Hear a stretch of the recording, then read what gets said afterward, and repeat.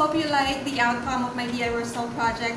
Kailangan ko na siyang mag-win kasi masikip siya dito, banda sa may liit ko, parang hindi na ako makahinga. So I have to take it off. And then yun ang naisipan kong gawin, i-restyle siya. And you can actually wear this in 3 ways. So those are your ideas that you can actually do with your old clothes kung meron man kayong ganito. Alright, so yun mga gwapz, thank you so much for watching my videos, of course.